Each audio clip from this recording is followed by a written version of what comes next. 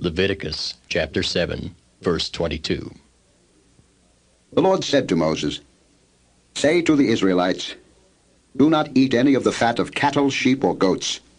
The fat of an animal found dead or torn by wild animals may be used for any other purpose, but you must not eat it. Anyone who eats the fat of an animal from which an offering by fire may be made to the Lord must be cut off from his people. And wherever you live, you must not eat the blood of any bird or animal. If anyone eats blood, that person must be cut off from his people." The Lord said to Moses, "Say to the Israelites, anyone who brings a fellowship offering to the Lord is to bring part of it as his sacrifice to the Lord. With his own hands he is to bring the offering made to the Lord by fire. He is to bring the fat together with the breast, and wave the breast before the Lord as a wave offering. The priest shall burn the fat on the altar, but the breast belongs to Aaron and his sons. You are to give the right thigh of your fellowship offerings to the priest as a contribution. The son of Aaron who offers the blood and the fat of the fellowship offering shall have the right thigh as his share. From the fellowship offerings of the Israelites I have taken the breast that is waved and the thigh that is presented, and have given them to Aaron the priest and his sons as their regular share from the Israelites. This is the portion of the offerings made to the Lord by fire that were allotted to Aaron and his sons on the day they were presented to serve the Lord as priests. On the day they were anointed, the Lord commanded that the Israelites give this to them as their regular share for the generations to come. These, then, are the regulations for the burnt offering, the grain offering, the sin offering, the guilt offering, the ordination offering, and the fellowship offering, which the Lord gave Moses on Mount Sinai on the day he commanded the Israelites to bring their offerings to the Lord in the desert of Sinai." Chapter 8. The Lord said to Moses, "Bring Aaron and his sons, their garments, the anointing oil, the bull for the sin offering, the 2 rams, and the basket containing bread made without yeast, and gather the entire assembly at the entrance to the tent of meeting." Moses did as the Lord commanded him, and the assembly gathered at the entrance to the tent of meeting. Moses said to the assembly, "This is what the Lord has commanded to be done." Then Moses brought Aaron and his sons forward and washed them with water. He put the tunic on Aaron, tied the sash around him, clothed him with the robe, and put the ephod on him. He also tied the ephod to him by its skillfully woven waistband, so it was fastened on him. He placed the breastpiece on him, and put the Urim and the Thummim in the breastpiece. Then he placed the turban on Aaron's head, and set the gold plate, the sacred diadem, on the front of it, as the Lord commanded Moses. Then Moses took the anointing oil, and anointed the tabernacle and everything in it, and so consecrated them. He sprinkled some of the oil on the altar 7 times, anointing the altar and all its utensils, and the basin with its stand, to consecrate them. He poured some of the anointing oil on Aaron's head, and anointed him to consecrate him. Then he brought Aaron's sons forward, put tunics on them, tied sashes around them, and put headbands on them, as the Lord commanded Moses. He then presented the bull for the sin offering, and Aaron and his sons laid their hands on its head. Moses slaughtered the bull, and took some of the blood, and with his finger he put it on all the horns of the altar, to purify the altar. He poured out the rest of the blood at the base of the altar, so he consecrated it to make atonement for it.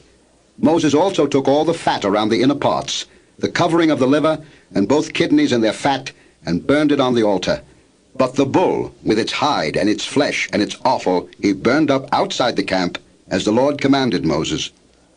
He then presented the ram for the burnt offering, and Aaron and his sons laid their hands on its head. Then Moses slaughtered the ram, and sprinkled the blood against the altar on all sides. He cut the ram into pieces, and burned the head, the pieces, and the fat. He washed the inner parts and the legs with water, and burned the whole ram on the altar as a burnt offering, a pleasing aroma, an offering made to the Lord by fire, as the Lord commanded Moses. He then presented the other ram, the ram for the ordination, and Aaron and his sons laid their hands on its head. Moses slaughtered the ram, and took some of its blood, and put it on the lobe of Aaron's right ear, on the thumb of his right hand, and on the big toe of his right foot. Moses also brought Aaron's sons forward, and put some of the blood on the lobes of their right ears, on the thumbs of their right hands, and on the big toes of their right feet. Then he sprinkled blood against the altar on all sides. He took the fat tail, all the fat around the inner parts, the covering of the liver, both kidneys and their fat, and the right thigh. Then from the basket of bread made without yeast, which was before the Lord, he took a cake of bread, and one made with oil, and a wafer, He put these on the fat portions and on the right thigh. He put all these in the hands of Aaron and his sons, and waved them before the Lord as a wave offering. Then Moses took them from their hands and burned them on the altar, on top of the burnt offering, as an ordination offering, a pleasing aroma, an offering made to the Lord by fire. He also took the breast, Moses' share of the ordination ram, and waved it before the Lord as a wave offering, as the Lord commanded Moses. Then Moses took some of the anointing oil and some of the blood from the altar, and sprinkled them on Aaron and his garments, and on his sons and their garments. So he consecrated Aaron and his garments, and his sons and their garments. Moses then said to Aaron and his sons, "Cook the meat at the entrance to the tent of meeting, and eat it there with the bread from the basket of ordination offerings, as I commanded, saying, Aaron and his sons are to eat it. Then burn up the rest of the meat and the bread. Do not leave the entrance to the tent of meeting for 7 days, until the days of your ordination are completed, for your ordination will last 7 days. What has been done today was commanded by the Lord to make atonement for you. You must stay at the entrance to the tent of meeting, day and night, for 7 days, and do what the Lord requires, so you will not die, for that is what I have been commanded." So Aaron and his sons did everything the Lord commanded through Moses. Chapter 9. On the 8th day Moses summoned Aaron and his sons and the elders of Israel. He said to Aaron, "Take a bull calf for your sin offering and a ram for your burnt offering, both without defect, and present them before the Lord. Then say to the Israelites, Take a male goat for a sin offering, a calf and a lamb, both a year old and without defect, for a burnt offering, and an ox and a ram for a fellowship offering, to sacrifice before the Lord, together with a grain offering mixed with oil, for today the Lord will appear to you." They took the things Moses commanded to the front of the tent of meeting, and the entire assembly came near and stood before the Lord. Then Moses said, "This is what the Lord has commanded you to do, so that the glory of the Lord may appear to you." Moses said to Aaron, "Come to the altar and sacrifice your sin offering and your burnt offering, and make atonement for yourself and the people. Sacrifice the offering that is for the people, and make atonement for them, as the Lord has commanded." So Aaron came to the altar and slaughtered the calf as a sin offering for himself. His sons brought the blood to him, and he dipped his finger into the blood and put it on the horns of the altar. The rest of the blood he poured out at the base of the altar. On the altar he burned the fat, the kidneys, and the covering of the liver from the sin offering, as the Lord commanded Moses. The flesh and the hide he burned up outside the camp. Then he slaughtered the burnt offering. His sons handed him the blood, and he sprinkled it against the altar on all sides. They handed him the burnt offering piece by piece, including the head, and he burned them on the altar. He washed the inner parts and the legs, and burned them on top of the burnt offering on the altar. Aaron then brought the offering that was for the people. He took the goat for the people's sin offering and slaughtered it, and offered it for a sin offering as he did with the first one. He brought the burnt offering and offered it in the prescribed way. He also brought the grain offering, took a handful of it, and burned it on the altar in addition to the morning's burnt offering. He slaughtered the ox and the ram as the fellowship offering for the people. His sons handed him the blood, and he sprinkled it against the altar on all sides. But the fat portions of the ox and the ram, the fat tail, the layer of fat, the kidneys, and the covering of the liver, these they laid on the breasts, and then Aaron burned the fat on the altar. Aaron waved the breast and the right thigh before the Lord as a wave offering, as Moses commanded. Then Aaron lifted his hands toward the people and blessed them. And having sacrificed the sin offering, the burnt offering, and the fellowship offering, he stepped down. Moses and Aaron then went into the tent of meeting. When they came out, they blessed the people, and the glory of the Lord appeared to all the people. Fire came out from the presence of the Lord, and consumed the burnt offering and the fat portions on the altar. And when all the people saw it, they shouted for joy and fell face down. Chapter 10. Aaron's sons Nadab and Abihu took their censers, put fire in them, and added incense. And they offered unauthorized fire before the Lord, contrary to his command. So fire came out from the presence of the Lord and consumed them, and they died before the Lord. Moses then said to Aaron, "This is what the Lord spoke of when he said, Among those who approach me I will show myself holy. In the sight of all the people I will be honored." Aaron remained silent. Moses summoned Mishael and Elzaphan, sons of Aaron's uncle Uzziel, and said to them, "Come here, carry your cousins outside the camp, away from the front of the sanctuary." So they came and carried them, still in their tunics, outside the camp, as Moses ordered. Then Moses said to Aaron and his sons Eleazar and Ithamar, "Do not let your hair become unkempt, and do not tear your clothes, or you will die, and the Lord will be angry with the whole community. But your relatives, all the house of Israel, may mourn for those the Lord has destroyed by fire. Do not leave the entrance to the tent of meeting, or you will die, because the Lord's anointing oil is on you." So they did as Moses said. Then the Lord said to Aaron, "You and your sons are not to drink wine or other fermented drink whenever you go into the tent of meeting, or you will die. This is a lasting ordinance for the generations to come. You must distinguish between the holy and the common, between the unclean and the clean, and you must teach the Israelites all the decrees the Lord has given them through Moses." Moses said to Aaron and his remaining sons, Eleazar and Ithamar, "Take the grain offering left over from the offerings made to the Lord by fire, and eat it prepared without yeast beside the altar, for it is most holy. Eat it in a holy place, because it is your share and your son's share of the offerings made to the Lord by fire, for so I have been commanded.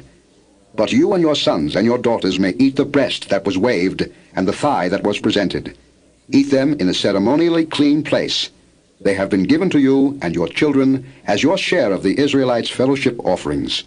The thigh that was presented and the breast that was waved must be brought with the fat portions of the offerings made by fire to be waved before the Lord as a wave offering.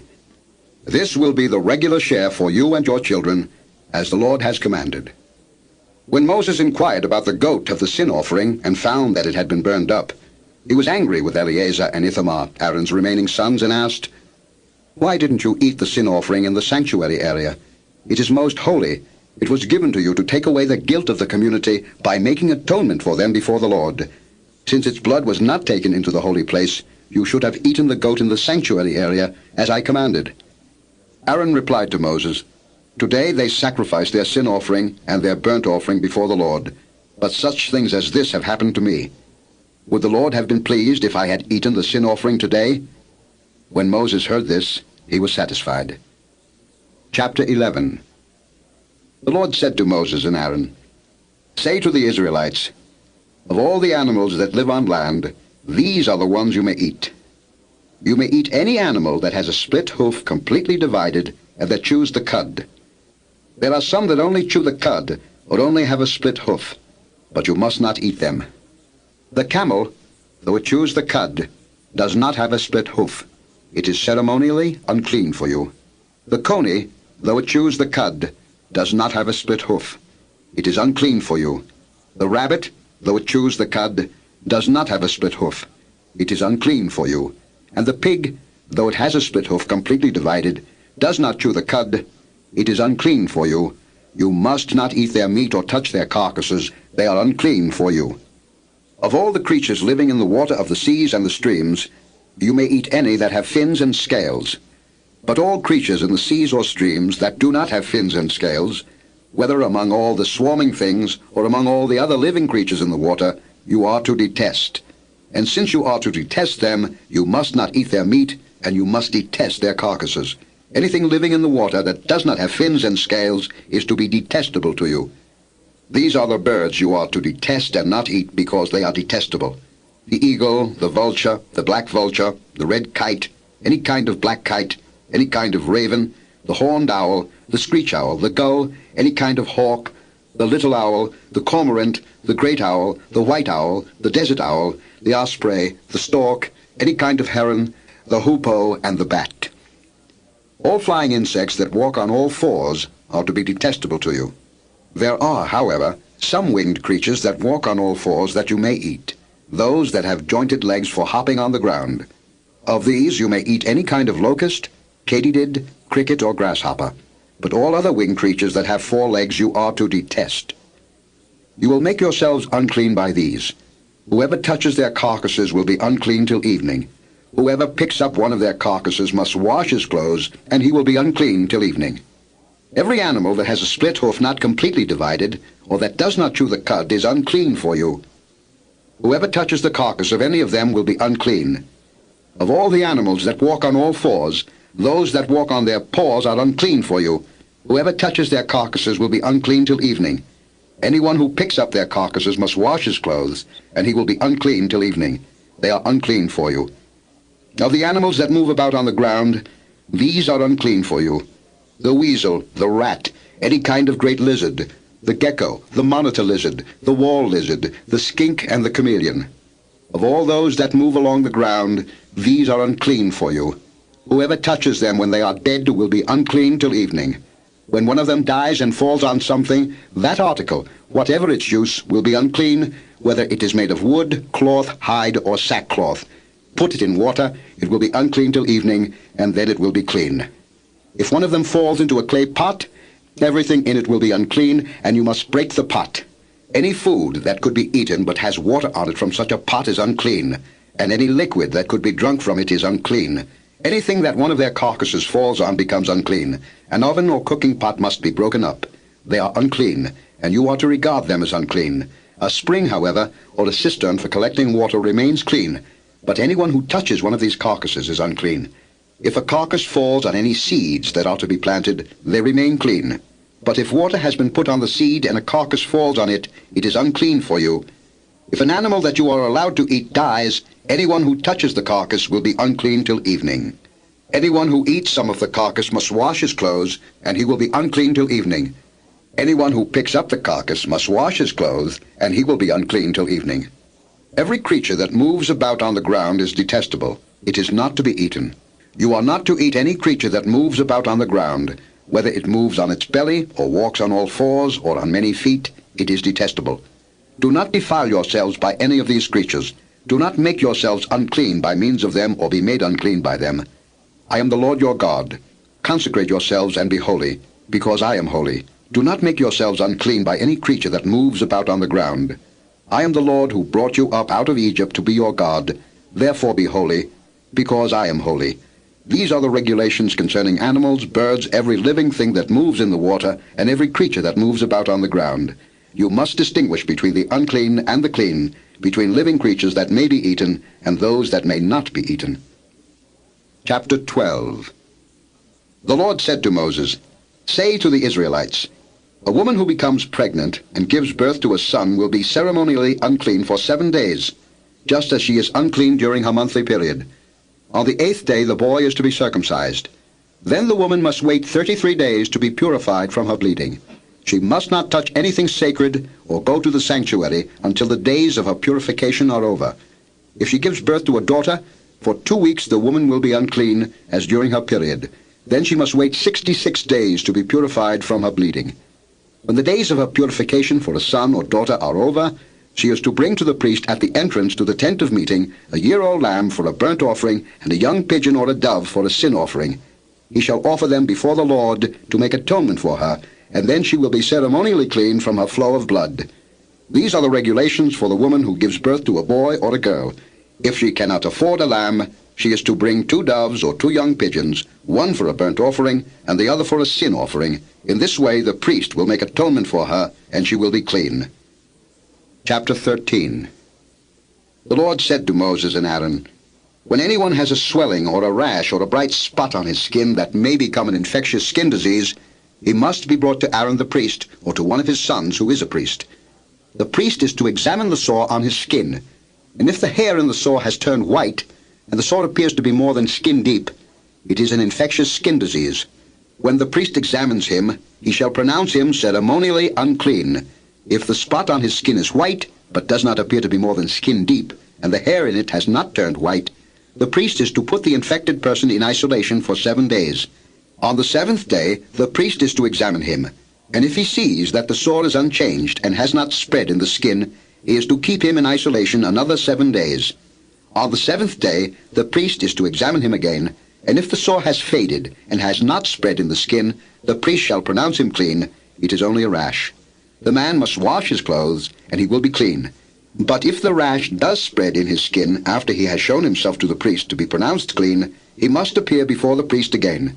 The priest is to examine him, and if the rash has spread in the skin, he shall pronounce him unclean. It is an infectious disease. When anyone has an infectious skin disease, he must be brought to the priest. The priest is to examine him, And if there is a white swelling in the skin that has turned the hair white, and if there is raw flesh in the swelling, it is a chronic skin disease, and the priest shall pronounce him unclean. He is not to put him in isolation, because he is already unclean. If the disease breaks out all over his skin, and, so far as the priest can see, it covers all the skin of the infected person from head to foot, the priest is to examine him, and if the disease has covered his whole body, he shall pronounce that person clean. Since it has all turned white, he is clean. But whenever raw flesh appears on him, he will be unclean. When the priest sees the raw flesh, he shall pronounce him unclean. The raw flesh is unclean. He has an infectious disease. Should the raw flesh change and turn white, he must go to the priest. The priest is to examine him, and if the sores have turned white, the priest shall pronounce the infected person clean. Then he will be clean. When someone has a boil on his skin and it heals, and in the place where the boil was, a white swelling or reddish-white spot appears, he must present himself to the priest. The priest is to examine it, and if it appears to be more than skin deep, and the hair in it has turned white, the priest shall pronounce him unclean. It is an infectious skin disease that has broken out where the boil was. But if, when the priest examines it, there is no white hair in it, and it is not more than skin deep and has faded, then the priest is to put him in isolation for 7 days. If it is spreading in the skin, the priest shall pronounce him unclean. It is infectious. But if the spot is unchanged and has not spread, it is only a scar from the boil, and the priest shall pronounce him clean. When someone has a burn on his skin, and a reddish-white or white spot appears in the raw flesh of the burn, the priest is to examine the spot, and if the hair in it has turned white, and it appears to be more than skin deep, it is an infectious disease that has broken out in the burn. The priest shall pronounce him unclean. It is an infectious skin disease. But if the priest examines it, and there is no white hair in the spot, and if it is not more than skin deep and has faded, then the priest is to put him in isolation for 7 days. On the 7th day, the priest is to examine him, and if it is spreading in the skin, the priest shall pronounce him unclean. It is an infectious skin disease. If, however, the spot is unchanged and has not spread in the skin but has faded, it is a swelling from the burn, and the priest shall pronounce him clean. It is only a scar from the burn. If a man or woman has a sore on the head or on the chin, the priest is to examine the sore, and if it appears to be more than skin deep, and the hair in it is yellow and thin, the priest shall pronounce that person unclean. It is an itch, an infectious disease of the head or chin. But if, when the priest examines this kind of sore, it does not seem to be more than skin deep, and there is no black hair in it, then the priest is to put the infected person in isolation for 7 days.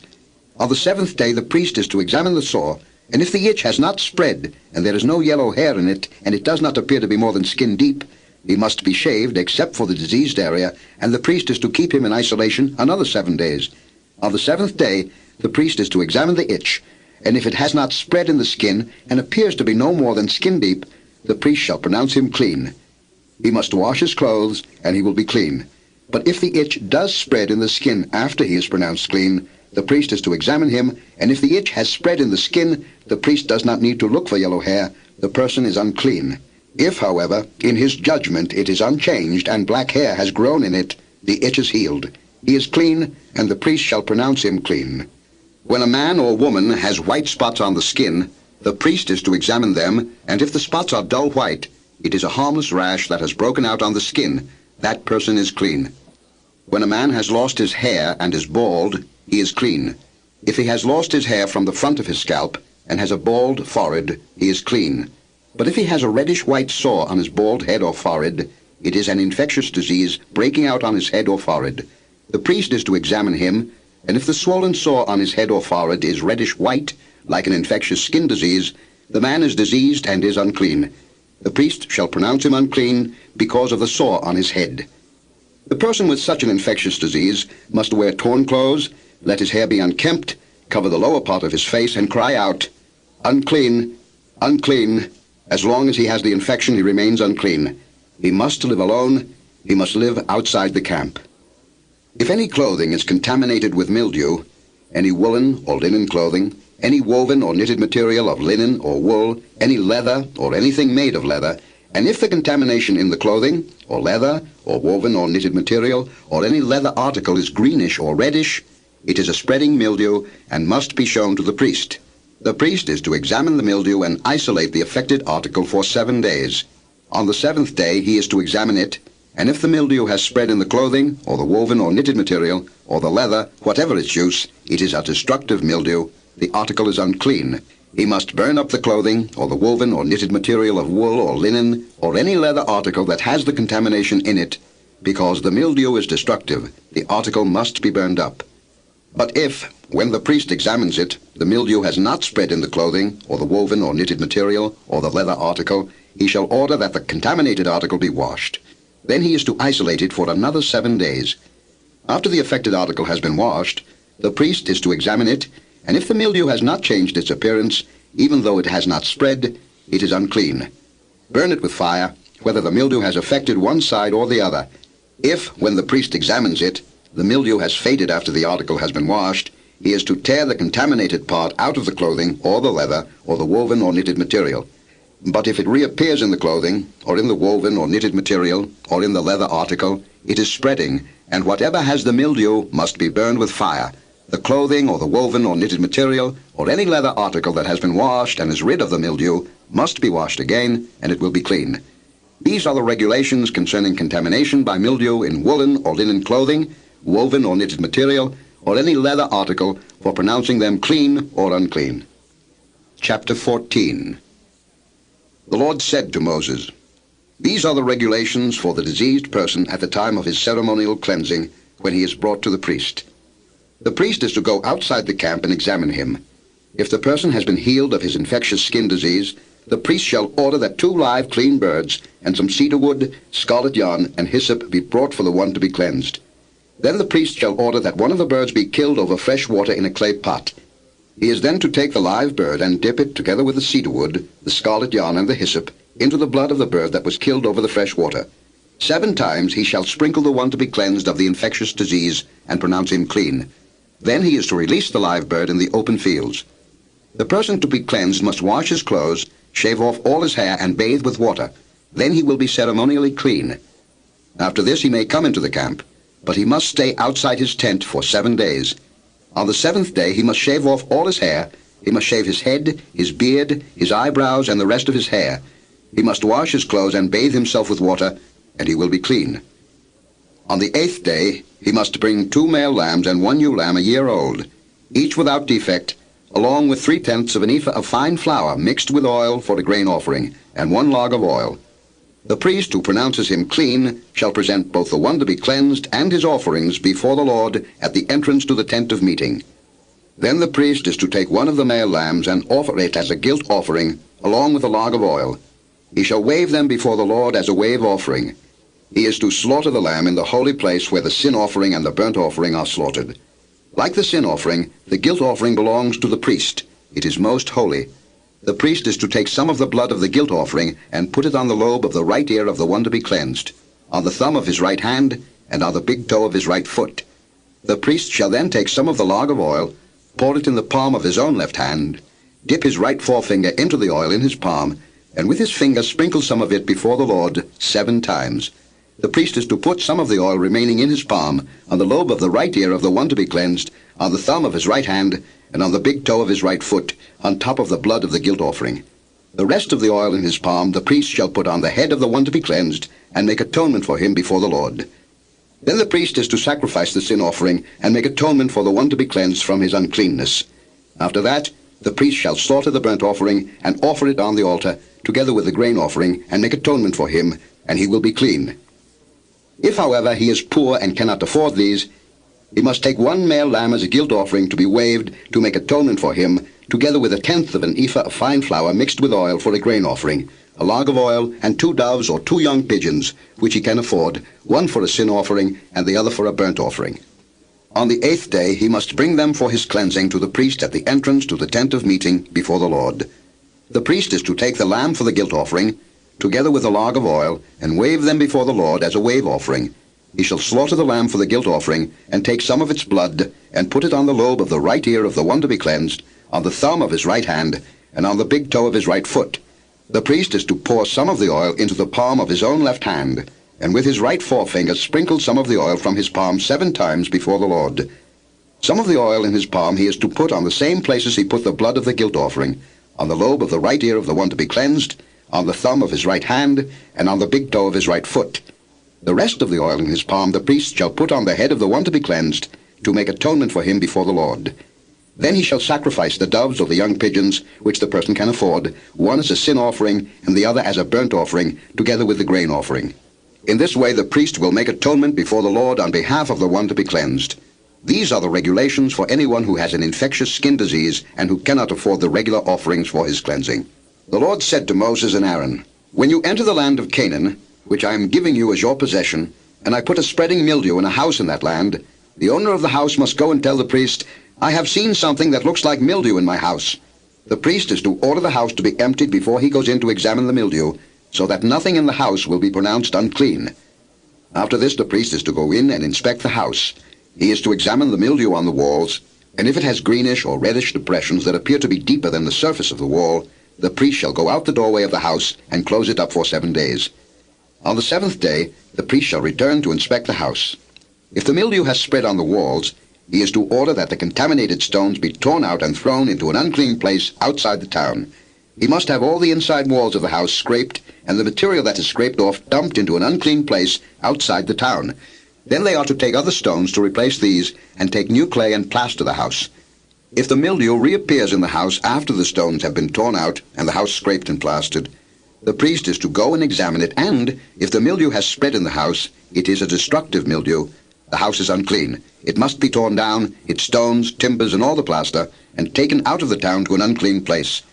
Anyone who goes into the house while it is closed up will be unclean till evening.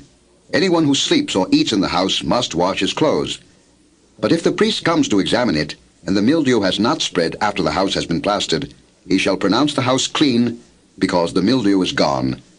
To purify the house, he is to take 2 birds and some cedar wood, scarlet yarn, and hyssop. He shall kill one of the birds over fresh water in a clay pot. Then he is to take the cedar wood, the hyssop, the scarlet yarn, and the live bird, dip them into the blood of the dead bird and the fresh water, and sprinkle the house 7 times. He shall purify the house with the bird's blood, the fresh water, the live bird, the cedar wood, the hyssop, and the scarlet yarn. Then he is to release the live bird in the open fields outside the town. In this way he will make atonement for the house, and it will be clean. These are the regulations for any infectious skin disease, for an itch, for mildew in clothing or in a house, and for a swelling, a rash, or a bright spot, to determine when something is clean or unclean. These are the regulations for infectious skin diseases and mildew. Chapter 15. The Lord said to Moses and Aaron, "Speak to the Israelites and say to them, when any man has a bodily discharge, the discharge is unclean. Whether it continues flowing from his body or is blocked, it will make him unclean. This is how his discharge will bring about uncleanness. Any bed the man with a discharge lies on will be unclean, and anything he sits on will be unclean. Anyone who touches his bed must wash his clothes and bathe with water, and he will be unclean till evening. Whoever sits on anything that the man with a discharge sat on must wash his clothes and bathe with water, and he will be unclean till evening. Whoever touches the man who has a discharge must wash his clothes and bathe with water, and he will be unclean till evening. If the man with the discharge spits on someone who is clean, that person must wash his clothes and bathe with water, and he will be unclean till evening. Everything the man sits on when riding will be unclean, and whoever touches any of the things that were under him will be unclean till evening. Whoever picks up those things must wash his clothes and bathe with water, and he will be unclean till evening. Anyone the man with a discharge touches without rinsing his hands with water must wash his clothes and bathe with water, and he will be unclean till evening. A clay pot that the man touches must be broken, and any wooden article is to be rinsed with water. When a man is cleansed from his discharge, he is to count off 7 days for his ceremonial cleansing. He must wash his clothes and bathe himself with fresh water, and he will be clean. On the 8th day, he must take 2 doves or 2 young pigeons, and come before the Lord to the entrance to the tent of meeting, and give them to the priest. The priest is to sacrifice them, the one for a sin offering, and the other for a burnt offering. In this way he will make atonement before the Lord for the man because of his discharge. When a man has an emission of semen, he must bathe his whole body with water, and he will be unclean till evening. Any clothing or leather that has semen on it must be washed with water, and it will be unclean till evening. When a man lies with a woman, and there is an emission of semen, both must bathe with water, and they will be unclean till evening. When a woman has a regular flow of blood, the impurity of a monthly period will last 7 days, and anyone who touches her will be unclean till evening. Anything she lies on during her period will be unclean, and anything she sits on will be unclean. Whoever touches her bed must wash his clothes and bathe with water, and he will be unclean till evening.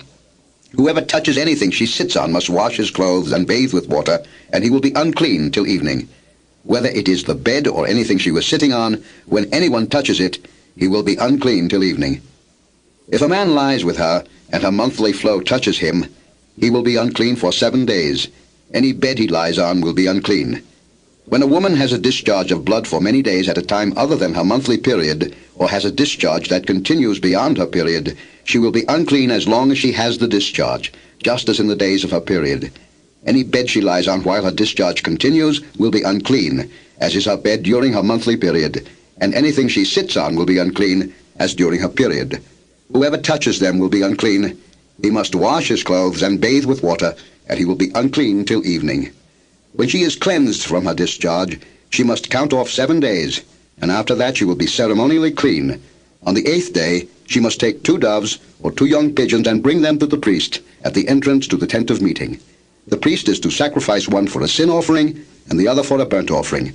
In this way he will make atonement for her before the Lord for the uncleanness of her discharge. You must keep the Israelites separate from things that make them unclean, so they will not die in their uncleanness for defiling my dwelling place, which is among them. These are the regulations for a man with a discharge, for anyone made unclean by an emission of semen, for a woman in her monthly period, for a man or a woman with a discharge, and for a man who lies with a woman who is ceremonially unclean. Chapter 16. The Lord spoke to Moses after the death of the 2 sons of Aaron who died when they approached the Lord. The Lord said to Moses, "Tell your brother Aaron not to come whenever he chooses into the most holy place behind the curtain in front of the atonement cover on the ark, or else he will die, because I appear in the cloud over the atonement cover." This is how Aaron is to enter the sanctuary area, with a young bull for a sin offering and a ram for a burnt offering. He is to put on the sacred linen tunic with linen undergarments next to his body. He is to tie the linen sash around him and put on the linen turban.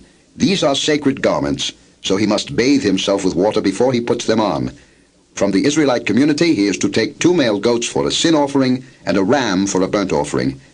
Aaron is to offer the bull for his own sin offering to make atonement for himself and his household.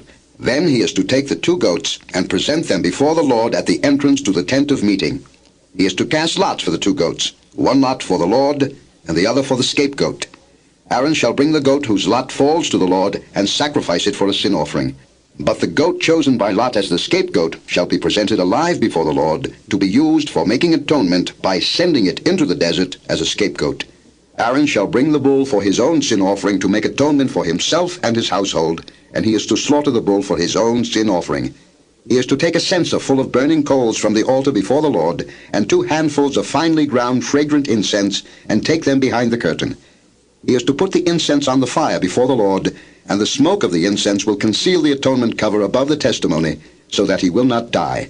He is to take some of the bull's blood and with his finger sprinkle it on the front of the atonement cover. Then he shall sprinkle some of it with his finger 7 times before the atonement cover. He shall then slaughter the goat for the sin offering for the people, and take its blood behind the curtain, and do with it as he did with the bull's blood. He shall sprinkle it on the atonement cover and in front of it. In this way he will make atonement for the most holy place, because of the uncleanness and rebellion of the Israelites, whatever their sins have been. He is to do the same for the tent of meeting, which is among them in the midst of their uncleanness. No one is to be in the tent of meeting from the time Aaron goes in to make atonement in the most holy place, until he comes out, having made atonement for himself, his household, and the whole community of Israel. Then he shall come out to the altar that is before the Lord, and make atonement for it. He shall take some of the bull's blood and some of the goat's blood, and put it on all the horns of the altar. He shall sprinkle some of the blood on it with his finger 7 times to cleanse it, and to consecrate it from the uncleanness of the Israelites. When Aaron has finished making atonement for the most holy place, the tent of meeting, and the altar, he shall bring forward the live goat. He is to lay both hands on the head of the live goat, and confess over it all the wickedness and rebellion of the Israelites, all their sins, and put them on the goat's head. He shall send the goat away into the desert in the care of a man appointed for the task. The goat will carry on itself all their sins to a solitary place, and the man shall release it in the desert. Then Aaron is to go into the tent of meeting, and take off the linen garments he put on before he entered the most holy place, and he is to leave them there. He shall bathe himself with water in a holy place, and put on his regular garments. Then he shall come out and sacrifice the burnt offering for himself and the burnt offering for the people, to make atonement for himself and for the people. He shall also burn the fat of the sin offering on the altar. The man who releases the goat as a scapegoat must wash his clothes and bathe himself with water. Afterward he may come into the camp. The bull and the goat for the sin offerings, whose blood was brought into the most holy place to make atonement, must be taken outside the camp. Their hides, flesh, and offal are to be burned up. The man who burns them must wash his clothes and bathe himself with water. Afterward he may come into the camp. This is to be a lasting ordinance for you. On the 10th day of the 7th month you must deny yourselves and not do any work, whether native born or an alien living among you, because on this day atonement will be made for you, to cleanse you. Then before the Lord you will be clean from all your sins. It is a Sabbath of rest, and you must deny yourselves. It is a lasting ordinance. The priest who is anointed and ordained to succeed his father as high priest is to make atonement. He is to put on the sacred linen garments and make atonement for the most holy place, for the tent of meeting and the altar, and for the priests and all the people of the community. This is to be a lasting ordinance for you. Atonement is to be made once a year for all the sins of the Israelites, and it was done as the Lord commanded Moses. Chapter 17. The Lord said to Moses, "Speak to Aaron and his sons and to all the Israelites, and say to them, This is what the Lord has commanded. Any Israelite who sacrifices an ox, a lamb, or a goat in the camp or outside of it, instead of bringing it to the entrance to the tent of meeting to present it as an offering to the Lord in front of the tabernacle of the Lord, that man shall be considered guilty of bloodshed. He has shed blood and must be cut off from his people. This is so the Israelites will bring to the Lord the sacrifices they are now making in the open fields. They must bring them to the priest, that is, to the Lord, at the entrance to the tent of meeting, and sacrifice them as fellowship offerings. The priest is to sprinkle the blood against the altar of the Lord at the entrance to the tent of meeting, and burn the fat as an aroma pleasing to the Lord. They must no longer offer any of their sacrifices to the goat idols to whom they prostitute themselves. This is to be a lasting ordinance for them and for the generations to come. Say to them, Any Israelite or any alien living among them who offers a burnt offering or sacrifice and does not bring it to the entrance to the tent of meeting to sacrifice it to the Lord, that man must be cut off from his people. Any Israelite or any alien living among them who eats any blood, I will set my face against that person who eats blood and will cut him off from his people. For the life of a creature is in the blood, and I have given it to you to make atonement for yourselves on the altar. It is the blood that makes atonement for one's life. Therefore I say to the Israelites, None of you may eat blood, nor may an alien living among you eat blood. Any Israelite or any alien living among you who hunts any animal or bird that may be eaten must drain out the blood and cover it with earth, because the life of every creature is its blood. That is why I have said to the Israelites, You must not eat the blood of any creature, because the life of every creature is its blood. Anyone who eats it must be cut off. Anyone, whether native-born or alien, who eats anything found dead or torn by wild animals, must wash his clothes and bathe with water, and he will be ceremonially unclean till evening. Then he will be clean. But if he does not wash his clothes and bathe himself, he will be held responsible. Chapter 18. The Lord said to Moses, Speak to the Israelites and say to them, I am the Lord your God. You must not do as they do in Egypt, where you used to live. And you must not do as they do in the land of Canaan, where I am bringing you. Do not follow their practices. You must obey my laws and be careful to follow my decrees. I am the Lord your God. Keep my decrees and laws, for the man who obeys them will live by them. I am the Lord. No one is to approach any close relative to have sexual relations. I am the Lord. Do not dishonor your father by having sexual relations with your mother. She is your mother. Do not have relations with her. Do not have sexual relations with your father's wife. That would dishonor your father. Do not have sexual relations with your sister, either your father's daughter or your mother's daughter, whether she was born in the same home or elsewhere. Do not have sexual relations with your son's daughter or your daughter's daughter. That would dishonor you. Do not have sexual relations with the daughter of your father's wife, born to your father. She is your sister. Do not have sexual relations with your father's sister. She is your father's close relative. Do not have sexual relations with your mother's sister, because she is your mother's close relative. Do not dishonor your father's brother by approaching his wife to have sexual relations. She is your aunt. Do not have sexual relations with your daughter-in-law.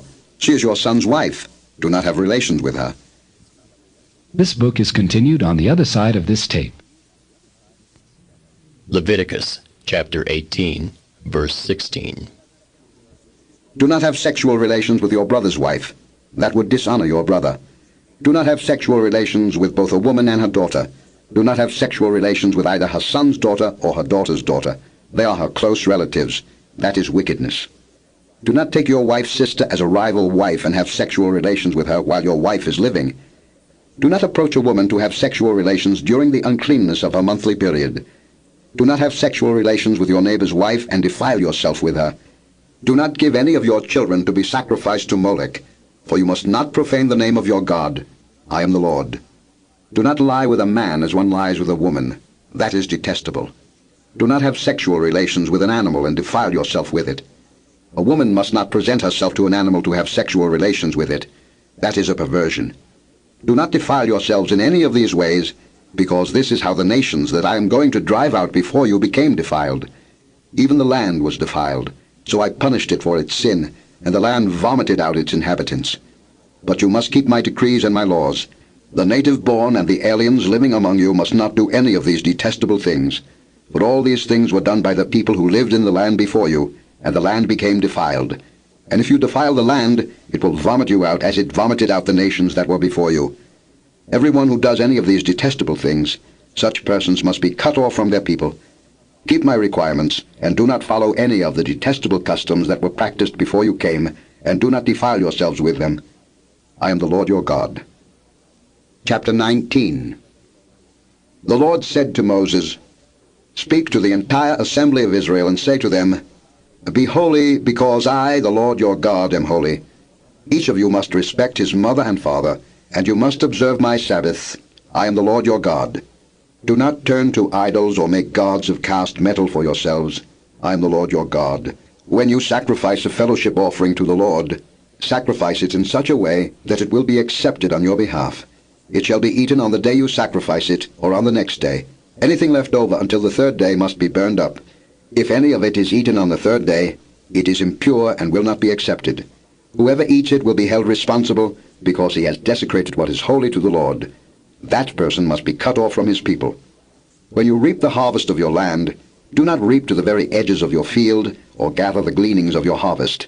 Do not go over your vineyard a second time, or pick up the grapes that have fallen. Leave them for the poor and the alien. I am the Lord your God. Do not steal. Do not lie. Do not deceive one another. Do not swear falsely by my name and so profane the name of your God. I am the Lord. Do not defraud your neighbor or rob him. Do not hold back the wages of a hired man overnight. Do not curse the deaf or put a stumbling block in front of the blind, but fear your God. I am the Lord. Do not pervert justice. Do not show partiality to the poor or favoritism to the great, but judge your neighbor fairly. Do not go about spreading slander among your people. Do not do anything that endangers your neighbor's life. I am the Lord. Do not hate your brother in your heart. Rebuke your neighbor frankly, so you will not share in his guilt. Do not seek revenge or bear a grudge against one of your people, but love your neighbor as yourself. I am the Lord. Keep my decrees. Do not mate different kinds of animals. Do not plant your field with two kinds of seed. Do not wear clothing woven of two kinds of material. If a man sleeps with a woman who is a slave girl promised to another man, but who has not been ransomed or given her freedom, there must be due punishment. Yet they are not to be put to death, because she had not been freed. The man, however, must bring a ram to the entrance to the tent of meeting for a guilt offering to the Lord.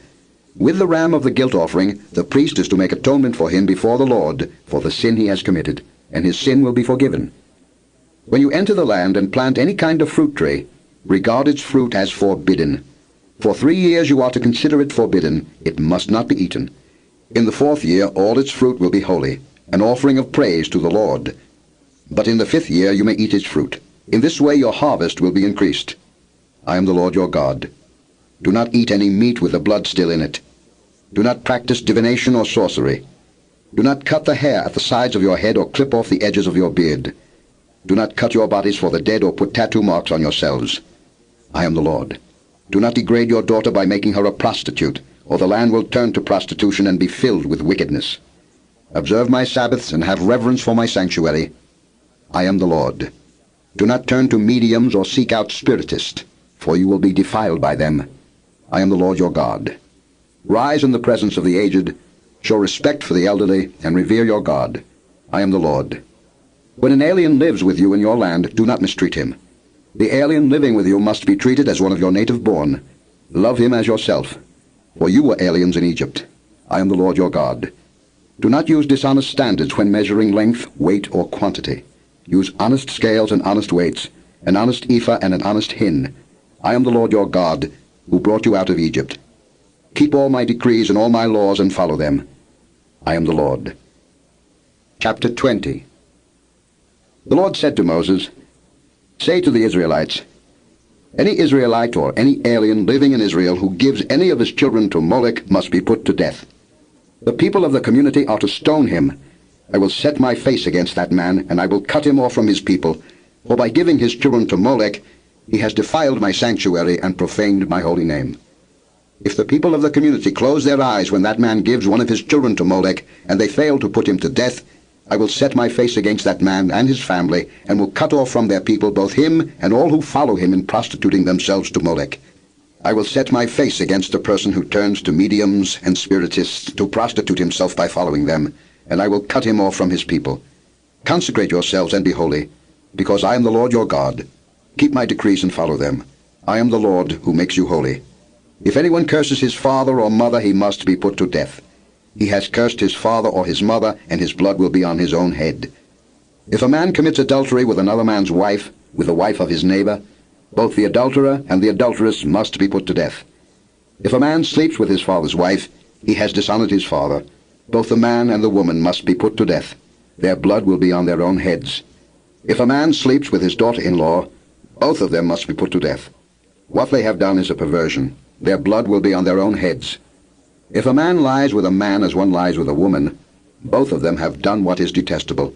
They must be put to death. Their blood will be on their own heads. If a man marries both a woman and her mother, it is wicked. Both he and they must be burned in the fire, so that no wickedness will be among you. If a man has sexual relations with an animal, he must be put to death, and you must kill the animal. If a woman approaches an animal to have sexual relations with it, kill both the woman and the animal. They must be put to death. Their blood will be on their own heads. If a man marries his sister, the daughter of either his father or his mother, and they have sexual relations, it is a disgrace. They must be cut off before the eyes of their people. He has dishonored his sister and will be held responsible. If a man lies with a woman during her monthly period and has sexual relations with her, he has exposed the source of her flow, and she has also uncovered it. Both of them must be cut off from their people. Do not have sexual relations with the sister of either your mother or your father, for that would dishonor a close relative. Both of you would be held responsible. If a man sleeps with his aunt, he has dishonored his uncle. They will be held responsible. They will die childless. If a man marries his brother's wife, it is an act of impurity. He has dishonored his brother. They will be childless. Keep all my decrees and laws and follow them, so that the land where I am bringing you to live may not vomit you out. You must not live according to the customs of the nations I am going to drive out before you. Because they did all these things, I abhorred them. But I said to you, You will possess their land. I will give it to you as an inheritance, a land flowing with milk and honey. I am the Lord your God, who has set you apart from the nations. You must therefore make a distinction between clean and unclean animals, and between unclean and clean birds. Do not defile yourselves by any animal or bird or anything that moves along the ground, those which I have set apart as unclean for you. You are to be holy to me, because I, the Lord, am holy, and I have set you apart from the nations to be my own. A man or woman who is a medium or spiritist among you must be put to death. You are to stone them. Their blood will be on their own heads. Chapter 21. The Lord said to Moses, Speak to the priests, the sons of Aaron, and say to them, A priest must not make himself ceremonially unclean for any of his people who die, except for a close relative, such as his mother or father, his son or daughter, his brother, or an unmarried sister who is dependent on him since she has no husband. For her he may make himself unclean. He must not make himself unclean for people related to him by marriage, and so defile himself. Priests must not shave their heads or shave off the edges of their beards or cut their bodies. They must be holy to their God and must not profane the name of their God. Because they present the offerings made to the Lord by fire, the food of their God, they are to be holy. They must not marry women defiled by prostitution or divorced from their husbands, because priests are holy to their God. Regard them as holy, because they offer up the food of your God. Consider them holy, because I, the Lord, am holy, I who make you holy. If a priest's daughter defiles herself by becoming a prostitute, she disgraces her father. She must be burned in the fire. The high priest, the one among his brothers who has had the anointing oil poured on his head, and who has been ordained to wear the priestly garments, must not let his hair become unkempt or tear his clothes. He must not enter a place where there is a dead body. He must not make himself unclean, even for his father or mother, nor leave the sanctuary of his God or desecrate it, because he has been dedicated by the anointing oil of his God. I am the Lord. The woman he marries must be a virgin. He must not marry a widow, a divorced woman, or a woman defiled by prostitution, but only a virgin from his own people, so he will not defile his offspring among his people. I am the Lord, who makes him holy. The Lord said to Moses, Say to Aaron, For the generations to come, none of your descendants who has a defect may come near to offer the food of his God. No man who has any defect may come near, no man who is blind, or lame, disfigured, or deformed, no man with a crippled foot or hand, or who is hunchbacked or dwarfed, or who has any eye defect, or who has festering or running sores or damaged testicles. No descendant of Aaron the priest who has any defect is to come near to present the offerings made to the Lord by fire.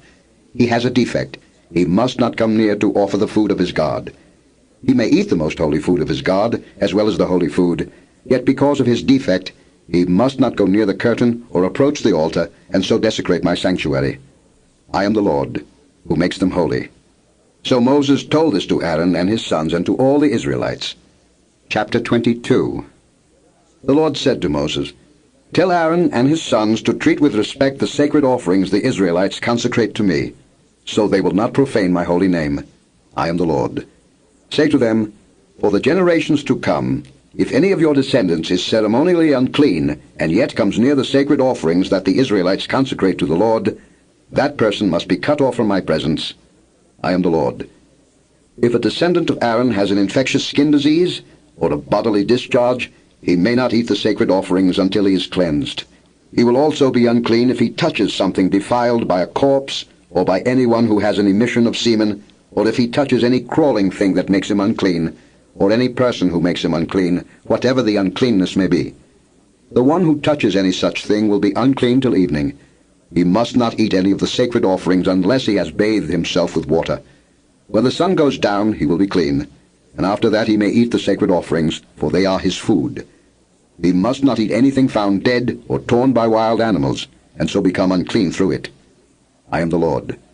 The priests are to keep my requirements, so that they do not become guilty and die for treating them with contempt. I am the Lord, who makes them holy.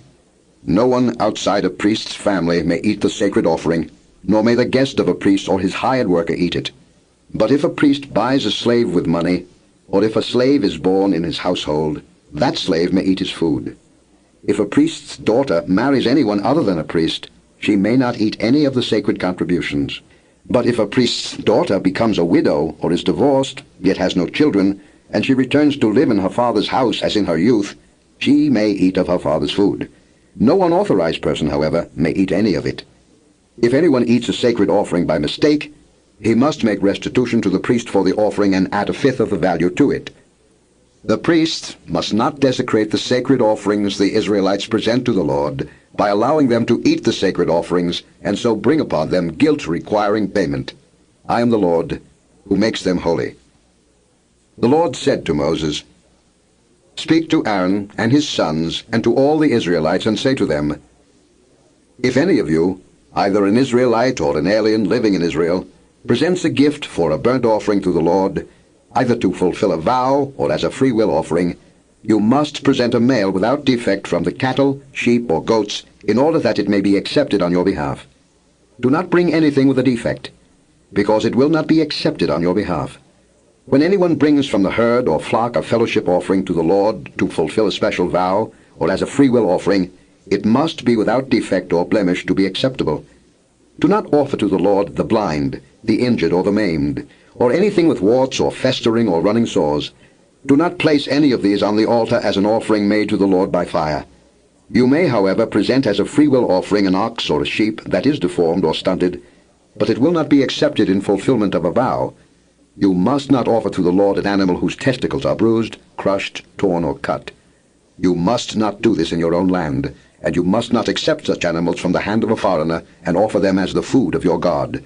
They will not be accepted on your behalf, because they are deformed and have defects. The Lord said to Moses, When a calf, a lamb, or a goat is born, it is to remain with its mother for 7 days. From the 8th day on, it will be acceptable as an offering made to the Lord by fire. Do not slaughter a cow or a sheep and its young on the same day. When you sacrifice a thank offering to the Lord, sacrifice it in such a way that it will be accepted on your behalf. It must be eaten that same day. Leave none of it till morning. I am the Lord. Keep my commands and follow them. I am the Lord. Do not profane my holy name. I must be acknowledged as holy by the Israelites. I am the Lord who makes you holy, and who brought you out of Egypt to be your God. I am the Lord. Chapter 23. The Lord said to Moses, Speak to the Israelites and say to them, These are my appointed feasts, the appointed feasts of the Lord, which you are to proclaim as sacred assemblies. There are 6 days when you may work, but the 7th day is a Sabbath of rest, a day of sacred assembly. You are not to do any work. Wherever you live, it is a Sabbath to the Lord. These are the Lord's appointed feasts, the sacred assemblies you are to proclaim at their appointed times. The Lord's Passover begins at twilight on the 14th day of the first month. On the 15th day of that month the Lord's feast of unleavened bread begins. For 7 days you must eat bread made without yeast. On the first day hold a sacred assembly and do no regular work. For 7 days present an offering made to the Lord by fire. And on the 7th day hold a sacred assembly and do no regular work. The Lord said to Moses, Speak to the Israelites and say to them, When you enter the land I am going to give you, and you reap its harvest, bring to the priest a sheaf of the first grain you harvest. He is to wave the sheaf before the Lord, so it will be accepted on your behalf. The priest is to wave it on the day after the Sabbath. On the day you wave the sheaf, you must sacrifice as a burnt offering to the Lord a lamb a year old without defect, together with its grain offering of 2/10 of an ephah of fine flour mixed with oil, an offering made to the Lord by fire, a pleasing aroma, and its drink offering of 1/4 of a hin of wine. You must not eat any bread, or roasted or new grain, until the very day you bring this offering to your God. This is to be a lasting ordinance for the generations to come, wherever you live. From the day after the Sabbath, the day you brought the sheaf of the wave offering, count off 7 full weeks. Count off 50 days up to the day after the 7th Sabbath, and then present an offering of new grain to the Lord. From wherever you live, bring 2 loaves made of 2/10 of an ephah of fine flour, baked with yeast, as a wave offering of first fruits to the Lord. Present with this bread 7 male lambs, each a year old and without defect, 1 young bull and 2 rams. They will be a burnt offering to the Lord, together with their grain offerings and drink offerings, an offering made by fire, an aroma pleasing to the Lord. Then sacrifice 1 male goat for a sin offering and 2 lambs, each a year old, for a fellowship offering. The priest is to wave the 2 lambs before the Lord as a wave offering, together with the bread of the first fruits. They are a sacred offering to the Lord for the priest. On that same day you are to proclaim a sacred assembly and do no regular work. This is to be a lasting ordinance for the generations to come, wherever you live. When you reap the harvest of your land, do not reap to the very edges of your field or gather the gleanings of your harvest. Leave them for the poor and the alien. I am the Lord your God. The Lord said to Moses, Say to the Israelites, On the first day of the 7th month you are to have a day of rest, a sacred assembly commemorated with trumpet blasts. Do no regular work, but present an offering made to the Lord by fire. The Lord said to Moses, The 10th day of this 7th month is the Day of Atonement. Hold a sacred assembly and deny yourselves, and present an offering made to the Lord by fire. Do no work on that day, because it is the Day of Atonement, when atonement is made for you before the Lord your God. Anyone who does not deny himself on that day must be cut off from his people. I will destroy from among his people anyone who does any work on that day.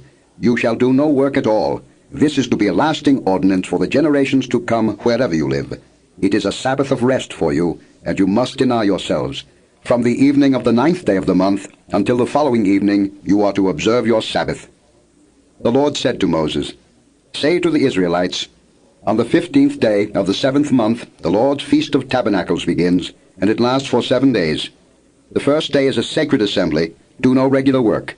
For 7 days present offerings made to the Lord by fire, and on the 8th day hold a sacred assembly, and present an offering made to the Lord by fire. It is the closing assembly. Do no regular work. These are the Lord's appointed feasts, which you are to proclaim as sacred assemblies for bringing offerings made to the Lord by fire, the burnt offerings and grain offerings, sacrifices and drink offerings required for each day. These offerings are in addition to those for the Lord's Sabbaths, and in addition to your gifts and whatever you have vowed and all the freewill offerings you give to the Lord. So beginning with the 15th day of the 7th month, after you have gathered the crops of the land, celebrate the festival to the Lord for 7 days. The first day is a day of rest, and the 8th day also is a day of rest. On the first day you are to take choice fruit from the trees, and palm fronds, leafy branches and poplars, and rejoice before the Lord your God for 7 days. Celebrate this as a festival to the Lord for 7 days each year. This is to be a lasting ordinance for the generations to come. Celebrate it in the 7th month. Live in booths for 7 days. All native-born Israelites are to live in booths, so your descendants will know that I had the Israelites live in booths when I brought them out of Egypt. I am the Lord your God. So Moses announced to the Israelites the appointed feasts of the Lord. Chapter 24. The Lord said to Moses, Command the Israelites to bring you clear oil of pressed olives for the light, so that the lamps may be kept burning continually. Outside the curtain of the testimony in the tent of meeting, Aaron is to tend the lamps before the Lord from evening till morning continually. This is to be a lasting ordinance for the generations to come. The lamps on the pure gold lampstand before the Lord must be tended continually. Take fine flour and bake 12 loaves of bread, using 2/10 of an ephah for each loaf. Set them in 2 rows, 6 in each row, on the table of pure gold before the Lord. Along each row, put some pure incense as a memorial portion to represent the bread and to be an offering made to the Lord by fire. This bread is to be set out before the Lord regularly, Sabbath after Sabbath, on behalf of the Israelites, as a lasting covenant. It belongs to Aaron and his sons, who are to eat it in a holy place, because it is a most holy part of their regular share of the offerings made to the Lord by fire. Now the son of an Israelite mother and an Egyptian father went out among the Israelites, and a fight broke out in the camp between him and an Israelite. The son of the Israelite woman blasphemed the name with a curse, so they brought him to Moses. His mother's name was Shelomith, the daughter of Dibri the Danite. They put him in custody until the will of the Lord should be made clear to them. Then the Lord said to Moses, Take the blasphemer outside the camp. All those who heard him are to lay their hands on his head, and the entire assembly is to stone him. Say to the Israelites, If anyone curses his God, he will be held responsible. Anyone who blasphemes the name of the Lord must be put to death. The entire assembly must stone him. Whether an alien or native-born, when he blasphemes the name, he must be put to death. If anyone takes the life of a human being, he must be put to death. Anyone who takes the life of someone's animal must make restitution, life for life. If anyone injures his neighbor, whatever he has done must be done to him. Fracture for fracture, eye for eye, tooth for tooth. As he has injured the other, so he is to be injured. Whoever kills an animal must make restitution, but whoever kills a man must be put to death. You are to have the same law for the alien and the native-born. I am the Lord your God. Then Moses spoke to the Israelites, and they took the blasphemer outside the camp and stoned him. The Israelites did as the Lord commanded Moses. Chapter 25. The Lord said to Moses on Mount Sinai, Speak to the Israelites and say to them, When you enter the land I am going to give you, the land itself must observe a Sabbath to the Lord. For 6 years sow your fields, and for 6 years prune your vineyards and gather their crops. But in the 7th year the land is to have a Sabbath of rest, a Sabbath to the Lord. Do not sow your fields or prune your vineyards. Do not reap what grows of itself or harvest the grapes of your untended vines. The land is to have a year of rest. Whatever the land yields during the Sabbath year will be food for you, for yourself, your manservant and maidservant, and the hired worker and temporary resident who live among you, as well as for your livestock and the wild animals in your land. Whatever the land produces may be eaten. Count off 7 Sabbaths of years, 7 times 7 years, so that the 7 Sabbaths of years amount to a period of 49 years. Then have the trumpet sounded everywhere on the 10th day of the 7th month. On the Day of Atonement, sound the trumpet throughout your land. Consecrate the 50th year and proclaim liberty throughout the land to all its inhabitants. It shall be a jubilee for you. Each one of you is to return to his family property, and each to his own clan. The 50th year shall be a jubilee for you. Do not sow and do not reap what grows of itself, or harvest the untended vines. For it is a jubilee, and is to be holy for you. Eat only what is taken directly from the fields. In this year of jubilee, everyone is to return to his own property. If you sell land to one of your countrymen or buy any from him, do not take advantage of each other. You are to buy from your countryman on the basis of the number of years since the jubilee, and he is to sell to you on the basis of the number of years left for harvesting crops. When the years are many, you are to increase the price, and when the years are few, you are to decrease the price, because what he is really selling you is the number of crops. Do not take advantage of each other, but fear your God. I am the Lord your God. Follow my decrees and be careful to obey my laws, and you will live safely in the land. Then the land will yield its fruit, and you will eat your fill and live there in safety. You may ask, what will we eat in the 7th year if we do not plant or harvest our crops? I will send you such a blessing in the 6th year that the land will yield enough for 3 years. While you plant during the 8th year, you will eat from the old crop, and will continue to eat from it until the harvest of the 9th year comes in. The land must not be sold permanently, because the land is mine, and you are but aliens and my tenants. Throughout the country that you hold as a possession, you must provide for the redemption of the land. If one of your countrymen becomes poor and sells some of his property, his nearest relative is to come and redeem what his countryman has sold. If, however, a man has no one to redeem it for him, but he himself prospers and acquires sufficient means to redeem it, he is to determine the value for the years since he sold it, and refund the balance to the man to whom he sold it. He can then go back to his own property. But if he does not acquire the means to repay him, what he sold will remain in the possession of the buyer until the year of Jubilee. It will be returned in the Jubilee, and he can then go back to his property. If a man sells a house in a walled city, he retains the right of redemption a full year after its sale. During that time he may redeem it. If it is not redeemed before a full year has passed, the house in the walled city shall belong permanently to the buyer and his descendants. It is not to be returned in the Jubilee.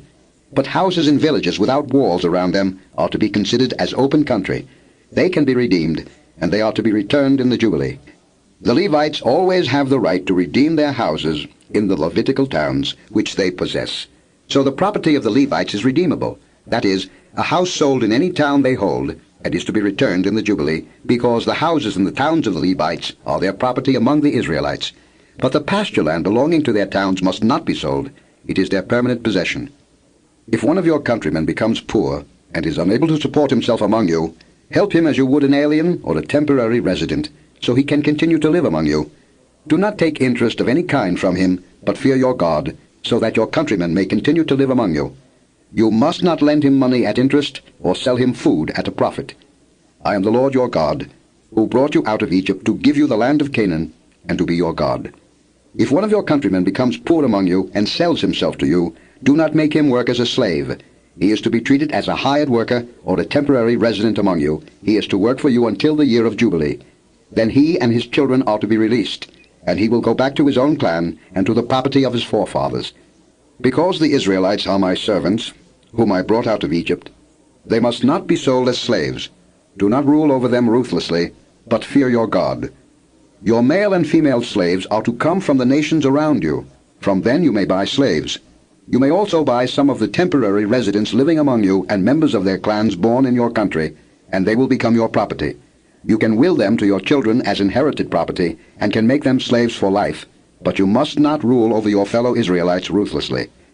If an alien or a temporary resident among you becomes rich, and one of your countrymen becomes poor and sells himself to the alien living among you, or to a member of the alien's clan, he retains the right of redemption after he has sold himself. One of his relatives may redeem him. An uncle, or a cousin, or any blood relative in his clan may redeem him. Or if he prospers, he may redeem himself. He and his buyer are to count the time from the year he sold himself up to the year of Jubilee. The price for his release is to be based on the rate paid to a hired man for that number of years. If many years remain, he must pay for his redemption a larger share of the price paid for him. If only a few years remain until the year of Jubilee, he is to compute that and pay for his redemption accordingly. He is to be treated as a man hired from year to year. You must see to it that his owner does not rule over him ruthlessly. Even if he is not redeemed in any of these ways, he and his children are to be released in the year of Jubilee. For the Israelites belong to me as servants. They are my servants, whom I brought out of Egypt. I am the Lord your God. Chapter 26. Do not make idols, or set up an image or a sacred stone for yourselves, and do not place a carved stone in your land to bow down before it. I am the Lord your God. Observe my Sabbaths, and have reverence for my sanctuary. I am the Lord. If you follow my decrees and are careful to obey my commands, I will send you rain in its season, and the ground will yield its crops, and the trees of the field their fruit. Your threshing will continue until grape harvest, and the grape harvest will continue until planting, and you will eat all the food you want, and live in safety in your land. I will grant peace in the land, and you will lie down, and no one will make you afraid. I will remove savage beasts from the land, and the sword will not pass through your country. You will pursue your enemies, and they will fall by the sword before you. 5 of you will chase 100, and 100 of you will chase 10,000, and your enemies will fall by the sword before you. I will look on you with favor, and make you fruitful, and increase your numbers, and I will keep my covenant with you. You will still be eating last year's harvest, when you will have to move it out to make room for the new. I will put my dwelling place among you, and I will not abhor you. I will walk among you, and be your God, and you will be my people. I am the Lord your God, who brought you out of Egypt, so that you would no longer be slaves to the Egyptians. I broke the bars of your yoke, and enabled you to walk with heads held high. But if you will not listen to me, and carry out all these commands, and if you reject my decrees, and abhor my laws, and fail to carry out all my commands, and so violate my covenant, then I will do this to you. I will bring upon you sudden terror, wasting diseases, and fever that will destroy your sight and drain away your life. You will plant seed in vain, because your enemies will eat it. I will set my face against you, so that you will be defeated by your enemies. Those who hate you will rule over you, and you will flee even when no one is pursuing you. If after all this you will not listen to me, I will punish you for your sins 7 times over. I will break down your stubborn pride, and make the sky above you like iron, and the ground beneath you like bronze. Your strength will be spent in vain, because your soil will not yield its crops, nor will the trees of the land yield their fruit. If you remain hostile toward me, and refuse to listen to me, I will multiply your affliction 7 times over, as your sins deserve. I will send wild animals against you, and they will rob you of your children, destroy your cattle, and make you so few in number that your roads will be deserted.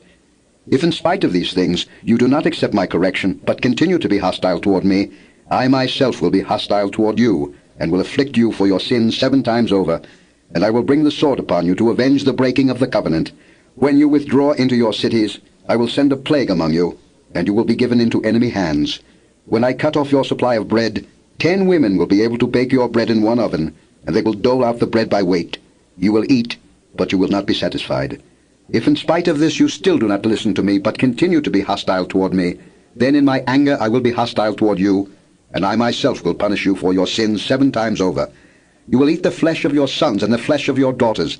I will destroy your high places, cut down your incense altars, and pile your dead bodies on the lifeless forms of your idols, and I will abhor you. I will turn your cities into ruins, and lay waste your sanctuaries, and I will take no delight in the pleasing aroma of your offerings. I will lay waste the land, so that your enemies who live there will be appalled. I will scatter you among the nations, and will draw out my sword and pursue you. Your land will be laid waste, and your cities will lie in ruins. Then the land will enjoy its Sabbath years all the time that it lies desolate, and you are in the country of your enemies. Then the land will rest and enjoy its Sabbaths. All the time that it lies desolate, the land will have the rest it did not have during the Sabbaths you lived in it. As for those of you who are left, I will make their hearts so fearful in the lands of their enemies that the sound of a wind-blown leaf will put them to flight. They will run as though fleeing from the sword, and they will fall, even though no one is pursuing them. They will stumble over one another as though fleeing from the sword, even though no one is pursuing them. So you will not be able to stand before your enemies. You will perish among the nations. The land of your enemies will devour you. Those of you who are left will waste away in the lands of their enemies because of their sins. Also because of their fathers' sins they will waste away.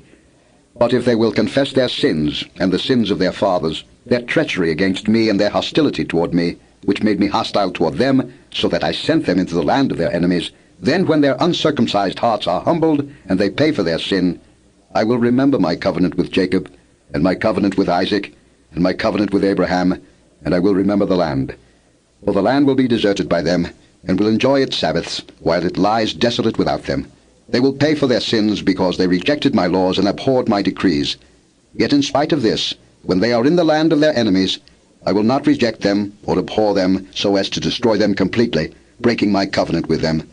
I am the Lord their God. But for their sake I will remember the covenant with their ancestors, whom I brought out of Egypt in the sight of the nations to be their God. I am the Lord. These are the decrees, the laws, and the regulations that the Lord established on Mount Sinai between himself and the Israelites through Moses. Chapter 27. The Lord said to Moses, "Speak to the Israelites and say to them, if anyone makes a special vow to dedicate persons to the Lord by giving equivalent values, set the value of a male between the ages of 20 and 60 at 50 shekels of silver, according to the sanctuary shekel. And if it is a female, set her value at 30 shekels. If it is a person between the ages of 5 and 20, set the value of a male at 20 shekels, and of a female at 10 shekels. If it is a person between 1 month and 5 years, set the value of a male at 5 shekels of silver, and that of a female at 3 shekels of silver. If it is a person 60 years old or more, set the value of a male at 15 shekels, and of a female at 10 shekels. If anyone making the vow is too poor to pay the specified amount, he is to present the person to the priest, who will set the value for him according to what the man making the vow can afford. If what he vowed is an animal that is acceptable as an offering to the Lord, such an animal given to the Lord becomes holy. He must not exchange it or substitute a good one for a bad one, or a bad one for a good one. If he should substitute one animal for another, both it and the substitute become holy. If what he vowed is a ceremonially unclean animal, one that is not acceptable as an offering to the Lord, the animal must be presented to the priest, who will judge its quality as good or bad. Whatever value the priest then sets, that is what it will be. If the owner wishes to redeem the animal, he must add a fifth to its value. If a man dedicates his house as something holy to the Lord, the priest will judge its quality as good or bad. Whatever value the priest then sets, so it will remain. If the man who dedicates his house redeems it, he must add a fifth to its value, and the house will again become his.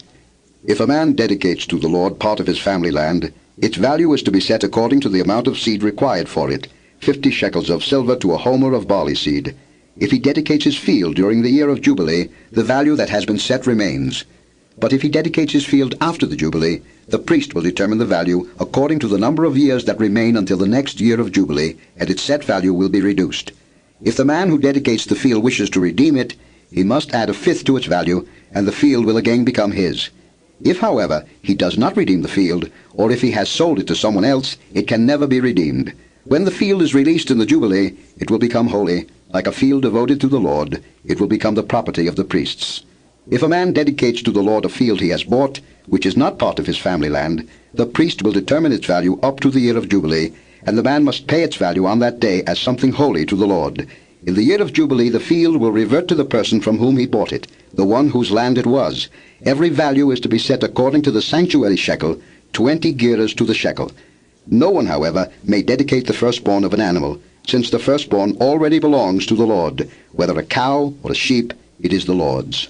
If it is one of the unclean animals, he may buy it back at its set value, adding a fifth of the value to it. If he does not redeem it, it is to be sold at its set value. But nothing that a man owns and devotes to the Lord, whether man or animal or family land, may be sold or redeemed. Everything so devoted is most holy to the Lord. No person devoted to destruction may be ransomed. He must be put to death. A tithe of everything from the land, whether grain from the soil or fruit from the trees, belongs to the Lord. It is holy to the Lord. If a man redeems any of his tithe, he must add a fifth of the value to it. The entire tithe of the herd and flock, every 10th animal that passes under the shepherd's rod, will be holy to the Lord. He must not pick out the good from the bad or make any substitution. If he does make a substitution, both the animal and its substitute become holy and cannot be redeemed. These are the commands the Lord gave Moses on Mount Sinai for the Israelites. This book is concluded. The fourth book of Moses, called Numbers. Chapter 1. The Lord spoke to Moses in the tent of meeting in the desert of Sinai on the first day of the 2nd month of the 2nd year after the Israelites came out of Egypt. He said, "Take a census of the whole Israelite community, by their clans and families, listing every man by name, one by one. You and Aaron are to number by their divisions all the men in Israel 20 years old or more, who are able to serve in the army. One man from each tribe, each the head of his family, is to help you. These are the names of the men who are to assist you. From Reuben, Elizur, son of Shedeur. From Simeon, Shelumiel, son of Zurishaddai. From Judah, Nahshon, son of Amminadab. From Issachar, Nethanel, son of Zuar. From Zebulun, Eliab, son of Helon. From the sons of Joseph. From Ephraim, Elishama, son of Ammihud. From Manasseh, Gamaliel, son of Pedazur. From Benjamin, Abidan, son of Gideoni. From Dan, Ahiezer, son of Ammishaddai. From Asher, Pagiel, son of Akron. From Gad, Eliasaph, son of Deuel. From Naphtali, Ahira, son of Enan. These were the men appointed from the community, the leaders of their ancestral tribes. They were the heads of the clans of Israel. Moses and Aaron took these men whose names had been given, and they called the whole community together on the first day of the second month. The people indicated their ancestry by their clans and families, and the men 20 years old or more were listed by name, one by one, as the Lord commanded Moses. And so he counted them in the desert of Sinai. From the descendants of Reuben, the firstborn son of Israel, all the men 20 years old or more who were able to serve in the army were listed by name, one by one, according to the records of their clans and families. The number from the tribe of Reuben was 46,500. From the descendants of Simeon, all the men 20 years old or more who were able to serve in the army were counted and listed by name, one by one, according to the records of their clans and families. The number from the tribe of Simeon was 59,300.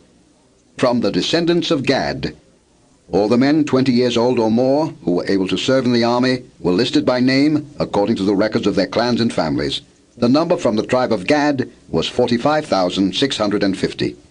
From the descendants of Judah, all the men 20 years old or more who were able to serve in the army were listed by name according to the records of their clans and families. The number from the tribe of Judah was 74,600. From the descendants of Issachar, all the men 20 years old or more who were able to serve in the army were listed by name according to the records of their clans and families. The number from the tribe of Issachar was 54,400. From the descendants of Zebulun, all the men 20 years old or more who were able to serve in the army were listed by name according to the records of their clans and families. The number from the tribe of Zebulun was 57,400. From the sons of Joseph, from the descendants of Ephraim, all the men 20 years old or more who were able to serve in the army were listed by name according to the records of their clans and families. The number from the tribe of Ephraim was 40,500. From the descendants of Manasseh, all the men 20 years old or more who were able to serve in the army were listed by name according to the records of their clans and families. The number from the tribe of Manasseh was 32,200. From the descendants of Benjamin, all the men 20 years old or more who were able to serve in the army were listed by name according to the records of their clans and families. The number from the tribe of Benjamin was 35,400. From the descendants of Dan, all the men 20 years old or more who were able to serve in the army were listed by name according to the records of their clans and families. The number from the tribe of Dan was 62,700. From the descendants of Asher, all the men 20 years old or more who were able to serve in the army were listed by name according to the records of their clans and families. The number from the tribe of Asher was 41,500. From the descendants of Naphtali, all the men 20 years old or more who were able to serve in the army were listed by name according to the records of their clans and families. The number from the tribe of Naphtali was 53,400. These were the men counted by Moses and Aaron and the 12 leaders of Israel, each one representing his family. All the Israelites 20 years old or more who were able to serve in Israel's army were counted according to their families. The total number was 603,550. The families of the tribe of Levi, however, were not counted along with the others. The Lord had said to Moses, "You must not count the tribe of Levi or include them in the census of the other Israelites. Instead, appoint the Levites to be in charge of the tabernacle of the testimony, over all its furnishings and everything belonging to it. They are to carry the tabernacle and all its furnishings. They are to take care of it and encamp around it. Whenever the tabernacle is to move, the Levites are to take it down, and whenever the tabernacle is to be set up, the Levites shall do it. Anyone else who goes near it shall be put to death. The Israelites are to set up their tents by divisions, each man in his own camp under his own standard. The Levites, however, are to set up their tents around the tabernacle of the testimony, so that wrath will not fall on the Israelite community. The Levites are to be responsible for the care of the tabernacle of the testimony. The Israelites did all this just as the Lord commanded Moses. This book is continued on the next tape.